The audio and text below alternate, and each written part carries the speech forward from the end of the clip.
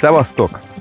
A mai rész konkrétan nem erről az 5 ajtós, különleges Suzuki Jimnyről fog szólni, csak egy kicsit, hanem a Hinode új szolgáltatásáról, a Hinode Rullate-ról. A Hinode Rullate tulajdonképpen használt autókat tartalmaz, de a használtat én idézőjelbe tenném. Azt, hogy ebben van például 900 km, de attól függetlenül vadonatújnak mondható, így ezt akkor nevezzük Hinode Rullate és használt autónak.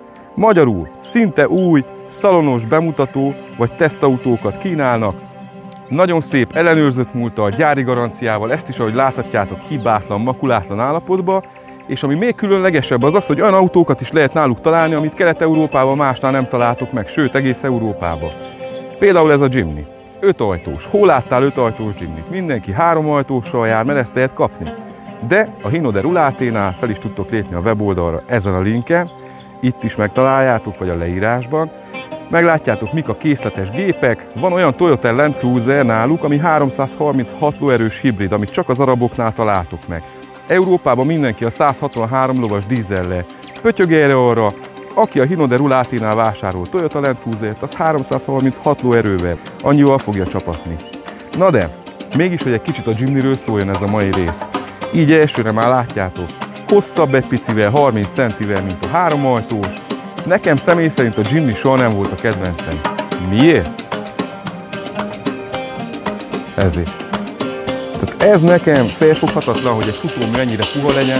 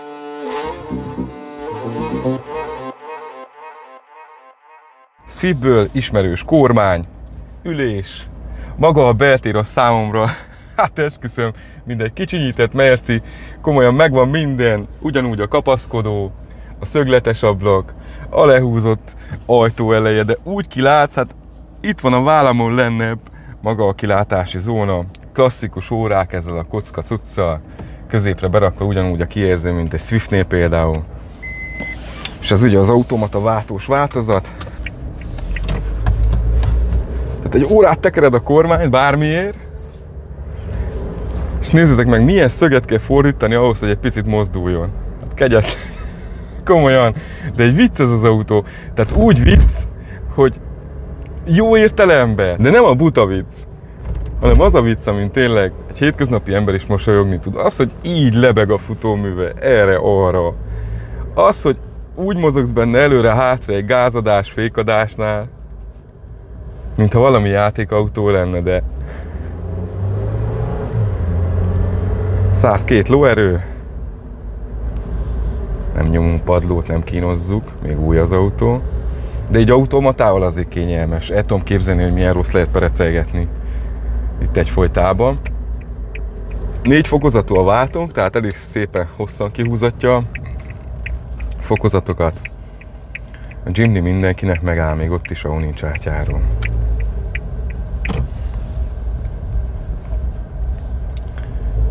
És az az igazság, hogy itt jön ki ennek az autónak az előnye. Rájövök a macskakőre, és úgy mész te, hogy akarsz. Tehát itt nem kell azon filózzál, hogy jaj, szegény futómű, mi lesz vele, kicsit a rendszámok zörögnek hátul, de ne zavarjon. Tehát szó szerint mész keresztül mindenen. Város között is. Ahogy mondtam, nem túl hosszú, parkolásnál tök jó belefér, tolatókameránk van, Ami kényelmetlen lehet annak, aki város között többet használja, az az, hogy nagyon sokat kell tekergetni a kormányt ahhoz, hogy nézzétek meg, szinte teljesen ki kell törjem ahhoz, hogy egy pici manővert csináljak. Tehát ez, ami picit kényelmetlen lehet, hogy a terepen ez pont jó. De más szempontból annyira kényelmes az ülés, amennyire kell. Az, hogy ott ülök a plafonba, ez számomra hihetetlen, olyan, mint a felültem volna annak az Avesisnek a tetejére, de konkrétan. Na, de ki is fogunk most menni a crosspálya fele, nézzük meg Hallám terepen egy picit mit mutat.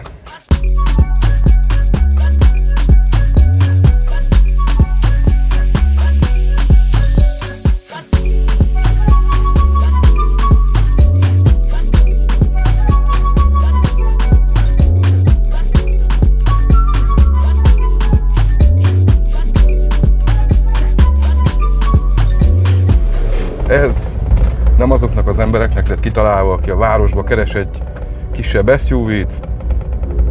Ez annak lett kitalálva, aki szeret offroadozni, tudja, hogy a Jimny egy megbízható, végtelenségig elnyűhetetlen gép volt idáig is. Reménykedjünk, hogy ezek az újak is olyanok lesznek. Bár egyszerűségét tekintve, azt, hogy ugyanúgy 1.5-ös szívómotor van benne, nagyon egyszerű konstrukció, nem hiszem, hogy nagy baja tudjon lenni. Garancia az van rá bőven, ezekre is. Gyári garancia jár hozzá, úgyhogy max azon a rendszámtartókon lehet kell egyet. Én hallod, ahogy csattognak? Addig is gyorsan elmutatom, hogy szokásos szellőző, két oldalt a két karika ugyanúgy, mint a Vitara esetében. Kézi klímánk van, ami egyáltalán nem baj, hogy itt nem kell nyomogatni semmit ezen a digitális cuccon. Két első ablak, ide van letéve a két hátsó ablak. Ide van az, hogy a gyerekek ne tudják hátul lehúzni. Kóstoltassuk meg vele azt, ahová született. Itt lehet kimenni a városi crosspályához. Azért lassan megyünk, nem muszáj levérjük az alját, ugye. Bár ezzel a hasmagassággal, 47 fokos hátsó terepszöggel elég nehéz, hogy az ember tönkre tegye, de azért mi se igyekszünk. És itt lesz létjogosultsága, meg ahogy nyomod a gázt, van egy bizonyos sebesség, én már régi Jimny-nél is megfigyeltem, hogy megvan, hogy mennyire kell menjél ahhoz, hogy ne érezd, hogy milyen az út. Na ez most már kezd hasonlítani. Tehát amikor csak dobál, érzed, hogy hát folyik mindenen szépen lassan, mert nem gyorsan, ezt azért tegyük hozzá, hogy 20-30-al tudunk menni maximum. Úgyhogy a padlót nyomok se, inkább nem erőltessük, de ez így, hát hova akarsz ennél gyorsabban offroadozni? Így sincs időd nézelődni vezetőként. És ugye az 5 ajtós Jimny nagy előnye, hogy hozhatod az egész családot, úgyhogy még csomagtér is marad. Bárhová a természetbe ki akartok menni egy kicsit, akkor ki tudtok. Nem kell kimélyétek. Nem az van, hogy a Passatot felhoztátok erre az útra. Nem. És hogy kezd élni? Ahogy simul a terep. Nő a sebesség, simul a terep. Így van az alapszabály. Csak ide nézzünk be, hogy lássuk az alapszöktetőkön, ami már, hogyha követtetek, láttátok, ezen a pályán már voltunk 4-es Golffal, Jeep Renegade-del, Dusterrel, Grand Vitarával, mindennel eljöttünk már fel. Lássuk, ki mászik-e.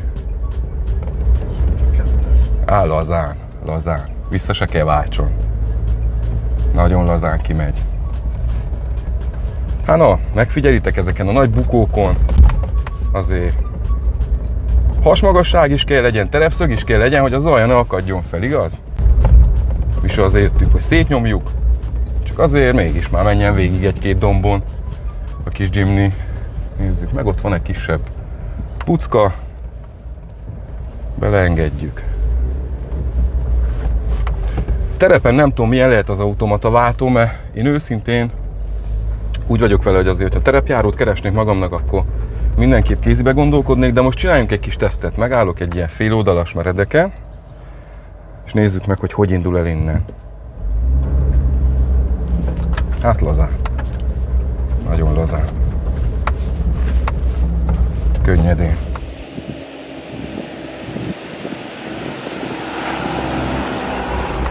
mászik ez mindenhol. Pedig nem is az a teljesen száraz.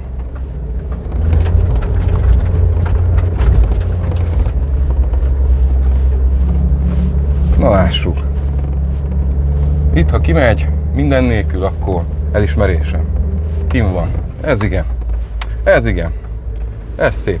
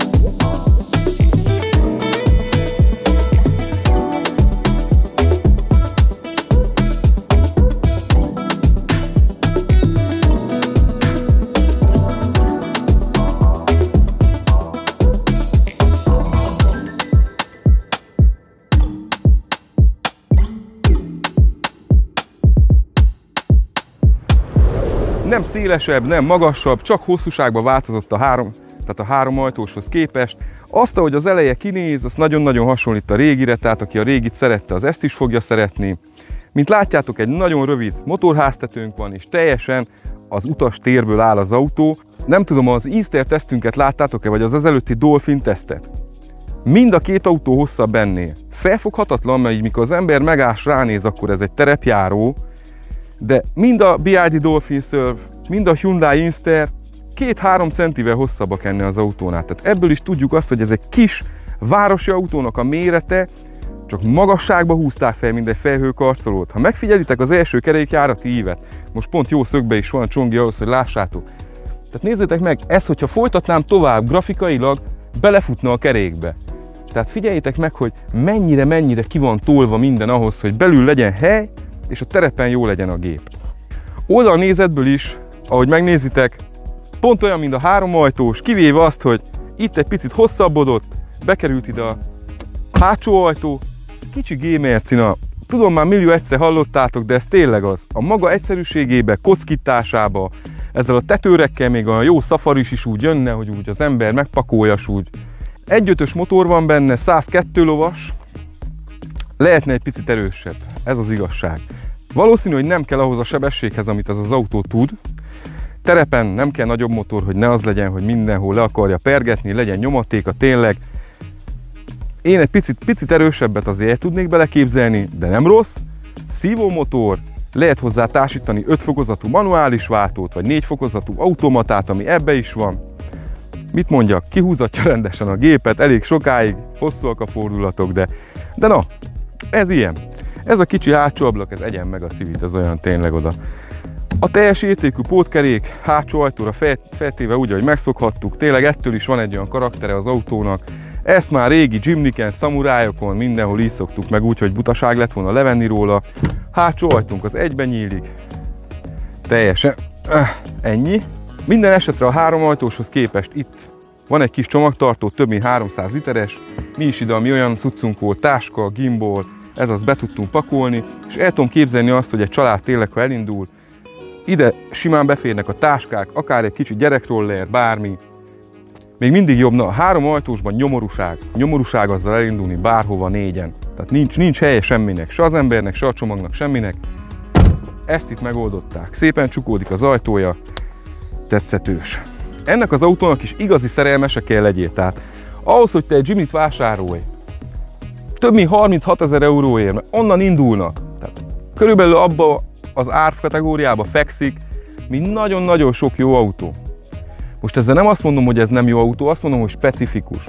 Teljesen annak szánták, aki ezt szereti. Vadászoknak, offroad imádóknak, kirándulóknak, akinek ez az élete, nem akar megállni sehol, nem akar gondolkozni semmin, nem akar lerugatni egy turbót, nem bánja, hogyha összekarcolódik, azt akarja, hogy mindig kényelmes legyen futómű szempontból, 4x4-es hajtás, ebbe az All Grip Pro van, tehát nem is ugyanaz, mint hogyha egy Vitarát vagy egy S-Cross néznénk, Tehát ez az autó, ez úgy, ahogy van, hozza a régi, megszokott Jimny-től elvárható dolgokat. Tényleg, aki szereti, annak ennél különlegesebb kiadás, nem tudom, létezik-e.